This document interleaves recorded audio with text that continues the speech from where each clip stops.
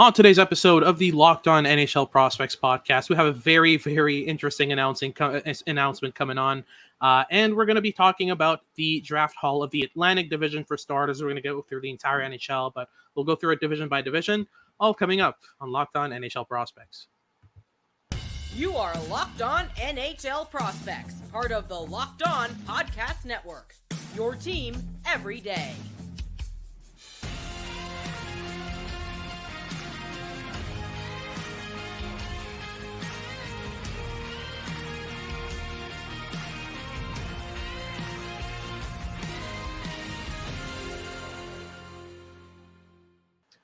Hello, and welcome back to the Locked On NHL Prospects podcast, part of the Locked On Podcast Network, your team every day. On this podcast, we break down everything prospects related 5 days a week, Monday to Friday. I'm Hadi Kalikesh, and I'm joined by our new co-host who's going to be joining the podcast full-time, Sebastian High. Sebastian's a great friend of mine. We've been working for a while together at Dobber Prospects. We lead the scouting team together, so I thought he would be a fantastic add to the scouting team. So how are you doing, Sebastian? I'm doing great. I mean, the last couple months have been a bit hectic, but I'm very excited to get started on this now and finally have some time and energy to put into it. And yeah, I mean, looking forward to getting a full-on Prospects podcast really going now. And absolutely couldn't be happier than to be doing it with you. So it's going to be good. For sure. So let's get this started. Now, we wanted to talk to you about the Atlantic Division for starters. We're just going to go through the entire NHL's draft hauls and kind of break down what every team's getting in this draft based on the guys we've watched. Now, obviously, both of us aren't able to cover 500 prospects together. So there's a list of guys we just haven't watched. So we'll just glean over the guys that we know and that we've watched a bit. And we'll start off with the Boston Bruins and work our way up to the Toronto Maple Leafs alphabetically through the Atlantic Division for this episode. So before we get into it, just make sure to like and subscribe if you're watching on YouTube and to follow along on your favorite podcasting program. If you're listening to this, whether that's Spotify, Odyssey, even SiriusXM now, or any of these platforms, just make sure you follow along and make us your first listen of the day. It's always very much appreciated. So let's get into Boston's haul. Now, they didn't have either a first round or a second round pick. So at this range, it's kind of difficult to pick up some high-value guys. Chris Pelosi was their first pick off the board at 92, and I've watched a couple games in passing, but haven't really focused on him. He's always kind of struck me as a decent net front presence, but I had trouble seeing a lot more out of his kind of profile. But at 124th overall, I think this is a great value pick in Beckett Hendrickson. Now, I've loved his playmaking, but is there, give us a rundown on what you think of Hendrickson on your end. I mean, I think the playmaking and the playmaking rate especially are really impressive. He sends a lot of pucks to the slot. I think one criticism I would have of his style is that he kind of just defaults to just like sending pucks into space in the slot, which is not the worst habit to have, but is not necessarily always calculated. And he just can do it by default. I'm not quite sure how fast the processor is with Hendrickson. At the same time, he's bringing up amazing playmaking metrics and results as well in a very depth role with the NTDP. And I'm curious to see what a bigger opportunity might look like for him, because I had some viewings that were quite solid with Hendrickson and others that were more pedestrian. But at the same time, this is my favorite pick from the Boston Bruins draft class. I think he has the best shot of making the NHL. And if he makes it, I can maybe see a bottom six playmaking role, which is not all bad value at 124. 100%. It reminds me a bit of early viewings of Riley Kidney. Just a peripheral playmaking game, the tendency to throw pucks at the slot without much focus or thought process. But when you kind of hone in on the variety of passes he has, when you hone in on the ability to delay the play just slightly and find second or third passing lanes, it's pretty interesting. It's just, again, just very peripheral from what I've seen in his game. So, yeah, no, Hendrickson at 124 is decent value. After that, it's a bunch of guys, guys who've had trouble kind of keeping our eye on because, again, there's so many prospects that could go in the draft that you can only kind of limit your viewings to the ones you're interested in. Any of these guys, Walsh, Nassen, or Kosudinski that you've watched at all, or really not? I think I watched Walsh in passing once, but it could have been I don't. It was a fine view, I guess, but it was passing. I wasn't focusing on him, and he was not the player I was really zoning in on in that viewing. And again, Boston likes to go a bit off the board with their picks. They like picking players from around the Massachusetts area, which they didn't do as much as I expected to this year. But yeah, we'll see how they age. But it wasn't the strongest of draft class, even with like weaker picks. At the same time, I think they got decent value for the first round pick that they traded. So could be worse. Absolutely. So let's move on to Buffalo. A lot more to say about Buffalo. Now, with that pick at 13th overall, man, I would have taken him at 5th if I were the Habs. But, man, 13th overall, and he's going to a team that knows him well, that's seen him play a lot, having scouted Matt Savoy in the Buffalo Sabres. It's Zach Benson. And Benson is, for me, a top 4, top 5 player out of this class. Every time I've talked about him, I just rave about the playmaking ability, the two-way ability, the intensity. Intelligence. He's one of the smartest. He might be the smartest player in the draft, right? He's up there. He's really, really close. And I mean, I was at the draft in Nashville, fortunately enough, and had an absolute blast. And basically the entire public scouting area cheered when Zach Benson was picked. And you also know he's going to an organization that values him. And Buffalo's looking dangerous. I mean, I wouldn't want to be a different Atlantic team moving forward in the next 10 years because I don't think any other team is trending as well as Buffalo is. And look, Zach Benson was 5th on my board. He is an elite level playmaker. He's an elite defensive player, elite intensity, elite intelligence, elite most things. And look, he's not the greatest skater, but he doesn't need to be because the way he plays the game stylistically, as an off-puck like person who's constantly like scanning the ice, a little bit like Shane Wright was last year, where perhaps not like he's more dynamic than Wright was last year, but kind of down the similar lane where a lot of his work is off-puck, and he can draw players out to create space for teammates. He makes everyone around him better. Pretty consistently over the last 2 years, whenever I watched the Winnipeg Ice play, their best line was wherever Benson was playing. And it didn't matter who his line mates were. Like it usually it really doesn't. And he's a really special player, and I think it's really fun that him and Savoy are in the same organization now. I think Savoy's always at his best when playing with Benson because every player is at their best playing with Benson. He just lifts the level of everyone he's playing with. It's really just fantastic to me that he was. It's astounding. It's astounding to me that it was available at 13th. But listen, I was expecting it, but it shouldn't have happened. Like it shouldn't happen. But and no, absolutely. And I mean, their draft continued really well beyond that. They picked one of my personal favorites in this draft class at 39, Anton Wahlberg, who was a late riser for a lot of people, especially because his J20 tape wasn't the greatest. But when he was in the SHL, it was really impressive with Malmö, and he at his best is quite dominant. He is a really fluid skater. He's incredibly powerful and strong. He can drive the middle lane, and he's a great handler. So at his best, he's a freight train, but quite fluid freight train, which is a nice combination. And I think he'll learn a lot from Tage Thompson in terms of how to best leverage that toolkit. It's not making a stylistic comparison necessarily. I think they're quite different. But Wahlberg could be a power forward goal scoring player, either left wing or at center. I'd probably give it a 70% chance is on the wing, but there's still a chance for him to be playing down the middle. And item ranked, I think like 32nd overall. He's one of my personal favorites. Every time I watched him play, I enjoyed it. I had a great time. I thought his U18 performance was underrated.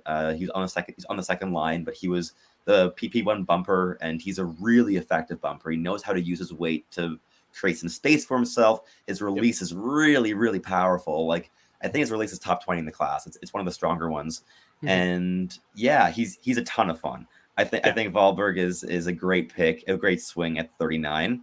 And I think those are my two favorite picks from the Buffalo class, but there are other names in there that are also quite good, like Maxim Strbak, who I think you quite liked his mobility, right? if I remember correctly. I mean, he's a really surprisingly smart shutdown defenseman. Usually your shutdown defensemen are really glassing out, really simplistic. Yeah. He likes to complicate a play from time to time. Now, you're most likely just getting a shutdown defenseman out of him, but he's decent on his skates. He's decently smart. He's able to make a first pass out of his zone. I like the value at 45, especially for a team that's desperately looking for a shutdown defenseman. And then Gavin McCarthy's kind of in the same mold, but a tiny bit different. But really, those are two kind of stylistically similar players. But yeah, this is a great haul, especially in the top 3 rounds for Buffalo. But now moving on to our last team from the first segment, we've got the Detroit Red Wings. Now, the first 2 picks I would have flipped and been okay with. I mean, Axel Sandin-Pellikka should not have gone as low as 17th, but Nate Danielson shouldn't have gone as high as 9th. So just your thoughts on the value that the Red Wings are getting in those 2 picks? I mean, ASP is the best offensive defenseman in this draft class. So I think getting him at 17 is really impressive. He's quite projectable as well as an offensive defenseman. He has all the tools and the intelligence to support his style of play in the NHL. And the defensive habits need some fine-tuning. I think his transition defending is quite hit or miss. But with refinement, I think he'll be fine. And Detroit develops their Swedish draft picks exceptionally well. So I'm pretty confident that ASP is going to turn out quite well. Danielson at 9, I think makes a lot less sense for Detroit than it would have for other teams. Like other teams that may have been more in need of a center. But the Red Wings already have Marco Kasper from last year, who's progressing very, very nicely, but projects slightly better, but similarly to Danielson.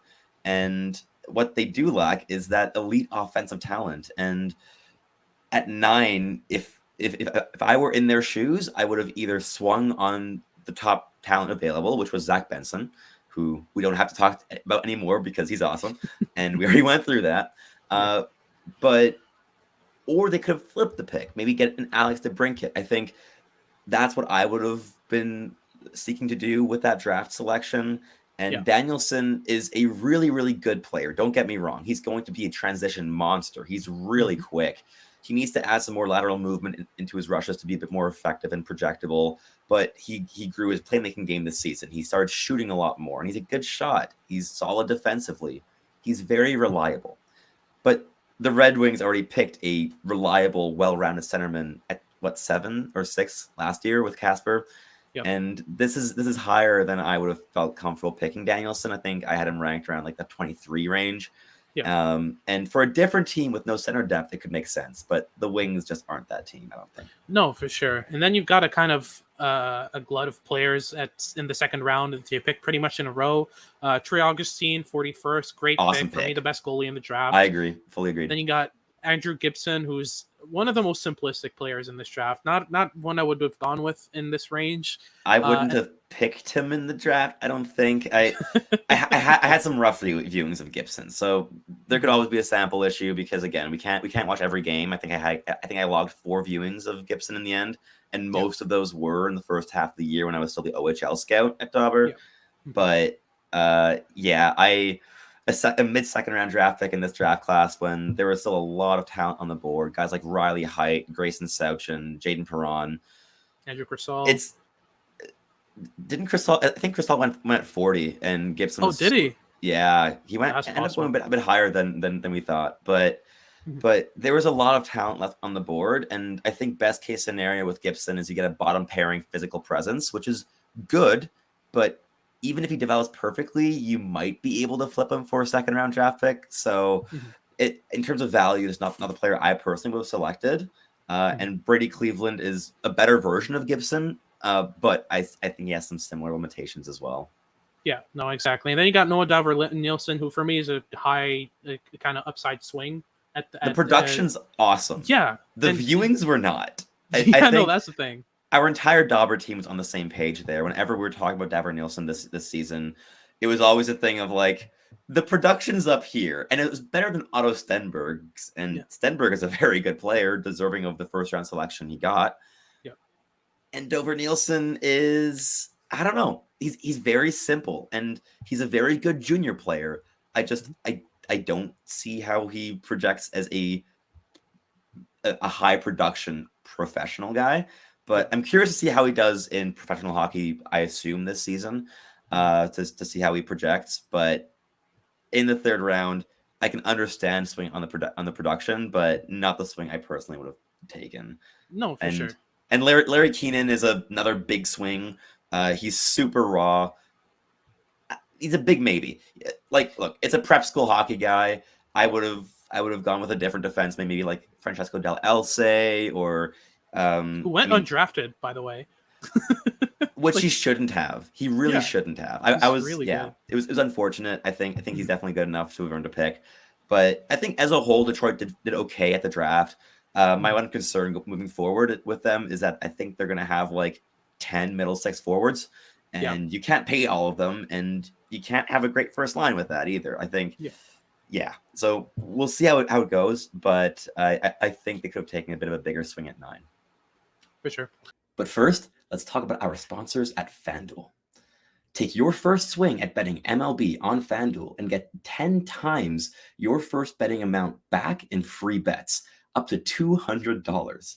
That's $200 in free bonus bets that you can use on anything, ranging from money line to over and under, or even who you think is going to swing the very first home run in the game.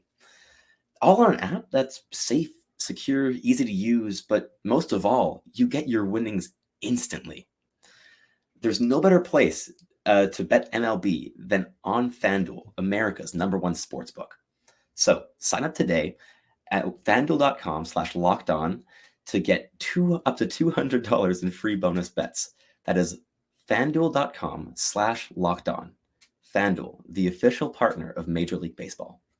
Now moving on to Florida. Florida had a decent pick, a decent draft haul for the picks that they have. No first rounder, no third rounder, but in my opinion, they got first round value, and that's in that late second round with that 63rd overall pick, with Grayson Sachin going to them from the Seattle Thunderbirds. He was really dug into a deep lineup. He was having trouble getting into the top 6 and getting regular minutes and decent viewings. But once you focus in on his skill set, it's just so obvious: the intensity, the awareness, the handling. The handling is top 10 in the class. It's really impressive, and it's a really high upside swing. And especially if, like, in 4 years' time, when he makes the NHL, he can play in the same lineup as a Matthew Tkachuk. I think, in terms of like that same intensity, that ferocity, that'll be a lot of fun to watch. And absolutely, I was sitting right in front of JD Burke and Cam Robinson at the draft, and let's just say they were happy to see that the EP boy Grayson Sachin, and they've been pumping his tires all year. I think they ranked him like 14th overall. 13th, 13th. That was high. They love Sachin, and big smiles on their faces when he was selected. No, absolutely. Albert Vickman was one guy who we had on our board at Dobber. I like him. Decent. He's decent, but he's mobile. He's a good passer. You have some tools to work around there, I think. Like, if you can try to mold him into like a Brett Kulak style of guy where you use that mobility and transition effectiveness, where perhaps the offensive upside isn't the absolute highest, but you work on that defensive and transition game to maybe become a decent number 5 defenseman, I can see it. And I think it's really good value at 127. That was a selection that I liked quite a bit. But I also know I think I was the highest on Vickman at Dobber. So yeah. No, absolutely. And one last guy I'd mention is Luke Coughlin. For me, was a really good pick at 191st. He's one guy that I had in kind of my borderline top 100, and I really like the mobility on him, the transition ability. He's very raw, very kind of underdeveloped, and needs to work on his decision making for sure. But the mobility, the transition ability, and the way that he uses his gap control to defend a rush is decent enough that, like Vickman, you have tools to work around. But I feel like, at 191st, the risk is even more, mitigated than at 127th. The talent He's so on the shifty. board. He's really shifty, and I think his processor is quick enough to kind of work with that in a professional setting. Again, it's a long shot for the NHL, but you're picking at what, like in the late hundreds, so you could do a whole lot worse than Luke Coughlin. Yeah, and then moving on finally to Montreal. Now, we've got a lot to say about this. David Reinbacher at 5 was not my pick. I had him 16th overall. Me too. The third defender in my rankings behind Axel Sandin-Pellikka and Dmitry Simashev, who went right after. I had him 4th. I had Valander at 15 in the end. Oh, wow. Yeah. Okay. But Now, see, the thing is with Reinbacher is you're getting such a solid defenseman, such a surefire second pair defenseman. I have trouble seeing him become anything more, but he's almost certainly going to become a second pair guy. I'd say at most a number 2. for me, there's an asterisk there because on paper, Reinbacher Mhm. is the perfect stylistic fit for Lane Hudson. On paper. Yeah, absolutely. In my mind, you don't draft for stylistic fits on paper because it could go awry, Yep. but it could work. And if it does, if it works as well as I think it could, Mhm. then maybe you get like a solid first pairing. Maybe. I think it's a long shot. It wouldn't Yep. have been the bet that I would have taken.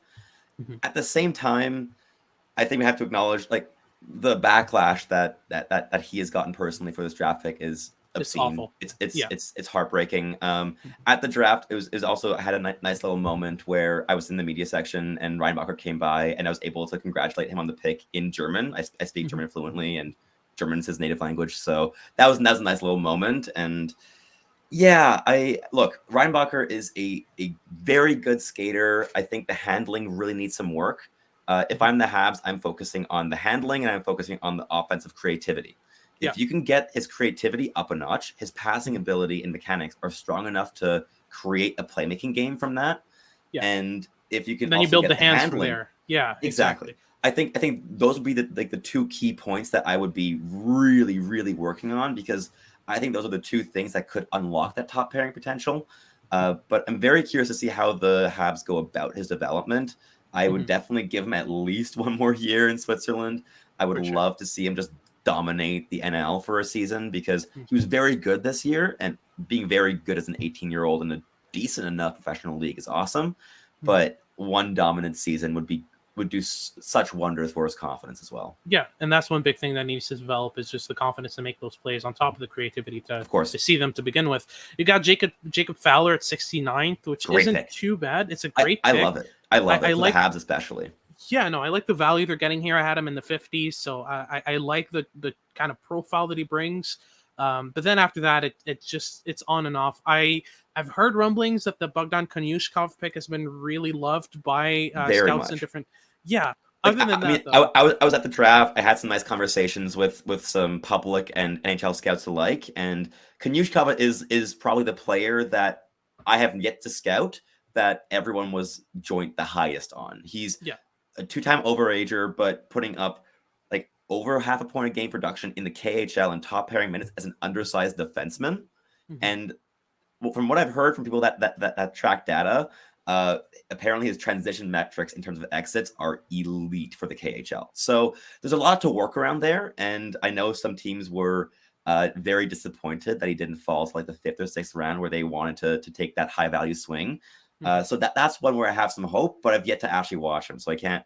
Again, the Habs picked a lot of guys that were not on our radars, and that's maybe the one weakness of me and Hattie doing this together is that the Dobber radar is kind of one thing, Mhm. so there aren't many players that one of us has watched that the other hasn't.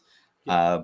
But Quentin Miller, I've also heard good things. A couple teams had him as their second highest ranked goalie in the draft class. Wow. He only played 20 games this season, and he did very well. He was very consistent with Quebec, but it was an elite team and only 20 games, and it's kind of tough to evaluate that. Mhm. At the same time, you can do a whole lot worse than swinging on save percentage, and the Habs did that 3 times over on the goalies. Mhm. And while Fowler is the only one that I personally would have selected in this class, and I do think he was an awesome pick at 69, and especially if he was their top ranked goalie, like even better. But apart from that, look, Luke Middlestat deserved a selection. Like Decent pick. he Yeah. deserved a pick. Like he'd been passed over twice already, or 3 times, twice, yeah. Twice. Yeah. And he deserved a selection. I'm not sure of the upside beyond a number 6 defenseman, but if you get even a borderline NHL piece with a 7th round pick, you're doing decently well. So Got as it. a Yep. whole, I think it's the most controversial class in the NHL in this draft, Mhm. and we'll see how it ages. But there are definitely some eyebrow raising picks in there. Oh, for sure. This was a weird draft for the Habs, but we'll see where it goes. And then finally, we'll break things down for Ottawa, Tampa, and Toronto right after these messages. Just a quick word from our sponsors first and foremost. All right, so moving on to Ottawa for the breakdown of the draft hauls from the Atlantic Division. Now, I I'd see a couple guys who I like at in the fourth and fifth rounds. Hoyt Stanley's decent, very, very raw, playing for the Grizzlies and the BCHL. I like some of his offensive elements. I haven't seen much from him defensively that makes me want to scream, wow, this is a great pick. But Matthew Andonovski for me is one guy who I always thought was kind of underrated in Kitchener. Really liked the defensive involvement, really liked the physicality, the grit that he brings, but isn't kind of a grit exclusive player like we see a lot with that kind of profile. He's got some very raw but noticeable flashes of playmaking ability, give and goes from the high point, some stuff like that for a defenseman you really like to see. So I like those two guys. I don't know if you've watched a bunch of Andonovski or what your thoughts are on him, but yeah. Only in passing, right? Like when I've watched like Bruce Davids or Meshar, like I've seen him play, Rakoff as well. But Hoyt Stanley's the one pick that I find kind of fun here. I think 108 was a little bit high maybe with the players left on the board because he is extremely raw. But the basis of mobility and handling and the flashes of playmaking, and I want to put emphasis on flashes because they're rather rare in the BCHL setting, which is not necessarily the most projectable thing. Yeah. However, there is a basis there. And I think there weren't that many players available past 108 that have second pairing upside. And Hoyt Stanley has that upside. The likelihood of him hitting it is perhaps smaller. But hey, it's a fun pick. And I'm not really used to the Sens making like really fun really fun swings, and this is a very fun swing. So if I'm a Sens fan, I'm intrigued by this. I think I'm curious how they develop him, but there's potential, and that's more than I could say for some other previous Sens selections in past drafts. We know that. Now moving on to Tampa Bay, who seemingly seems to trade all of their picks every year. Had a second, fourth, sixth, and 2 7th-round picks. You're gonna love that first pick, huh? Oh man, he's a great fit in Tampa.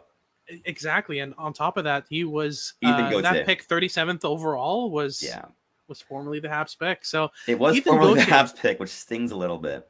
Oh yeah, for sure. But Ethan Gauthier for me is just a fantastic line glue player. He's probably the ultimate line glue player out of this draft. Any line you put him on, he's going to elevate his line mates. He's never going to be the scoring leader on his line, but everything he does just makes his teammates' jobs so much easier. The amount of off puck assists that he provide, stuff like just driving the net when he's got a defender on his back and he knows that defender is going to follow him, just opening up some ice for his teammates to play cross ice passes, stopping in front of the net, playing a net front role, screening goalie, and then jumping on rebounds really quickly in order to circulate pucks and keep plays alive. There's a lot of the things he does that keep plays alive in the offensive zone, and that's what I like to see. For me, he was first round value, so for the Lightning to get him at 37th, like I said, he's never going to be a top liner, or if he is, it's going to be in a very, very complimentary role.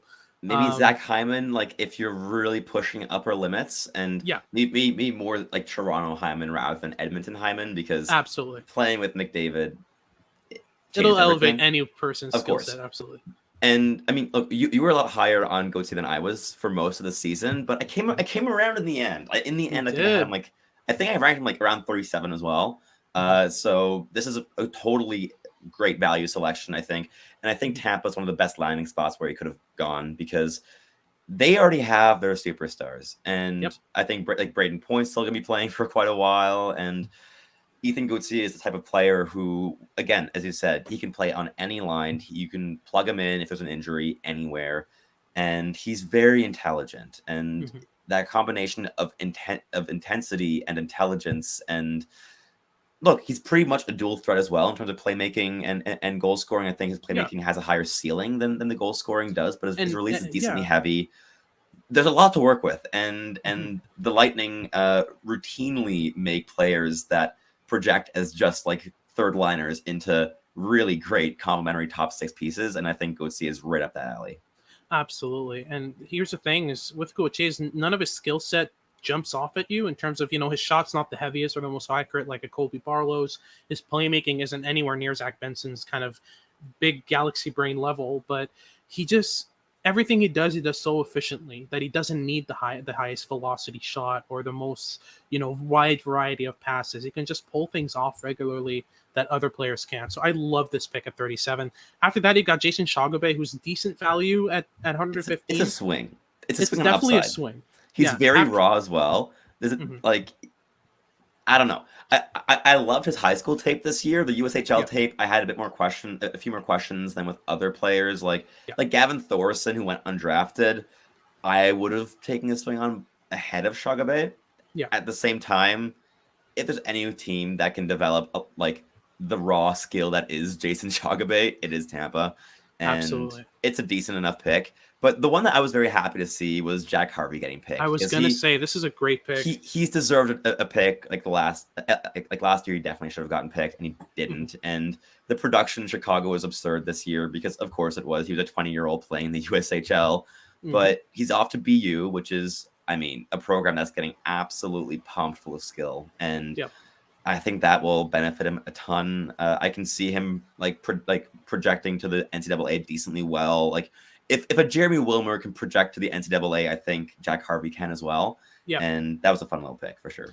Absolutely. And then we'll close things off with the Toronto Maple Leafs. Not much to talk about here. They literally had 3 picks in the draft, including the 28th overall selection, with which they kind of went for a reach with Easton Cowan. I like him. I celebrated when they picked him. I had a good time. I mean, again, at the draft, I was like, I wasn't really there as like a half set. I was there as a scout, and I was like, I want the guys that I love to go high, and I adore Easton Cowan. Would I have picked him at 28? No. Am I happy he was in the first round? Very much so. Like, he deserves it. He's the hardest working player in the entire OHL. Absolute motor. And my comparable for him this entire season has been Michael Bunting. So the fact that they drafted him while losing Michael Bunting to Carolina in free agency, I think is poetic in a sense. And they can develop him from the get-go into that role. And I think he'd be very complimentary to a top 6 type of role alongside elite players if they can really get his toolkit to take a couple steps. The playmaking is raw, but it's really fun. It's one-touch really playmaking game. There were some really bright flashes this year, especially him together with Denver Barkey. That was a lovely combination. And the pick brought me joy, even if it wasn't the pick that I personally would have made in this spot. And Hudson Malinowski is another guy that I kind of like. I didn't rank him, but he deserved a pick. And look, Toronto drafts very, very well. Their issue is not having enough draft picks. So I have no issue with this draft class. I think at 28, I probably would have swung on someone else with perhaps a higher upside. If it's a Gavin Brindley or an Andrew Crystal or Jaden Perron. But they're getting a player that, I mean, I'm sure they adore him as a person, judging by the way he plays on the ice. And I think every public scout that has watched him felt a little bit of joy to see him pick in the first round because he deserves it on effort alone. Yeah, absolutely. That wraps things up for our breakdown of the Atlantic Division's draft haul. Real quick, who are your winners of the Atlantic Division in terms of draft haul? Buffalo. Buffalo for sure, right? I certainly agree. Yeah. Honestly, they made some nice depth picks. I think Scott Ratzlaff was a decent swing on a goalie. I mean, he didn't play enough this season to be sure, but that could then be a pick that ages very, very nicely. Absolutely. But it doesn't matter. If you land Zach Benson and Anton Wahlberg at 13 and 39, I think your draft is the rest of your draft is fine. Doesn't matter. You're more than good. It's great.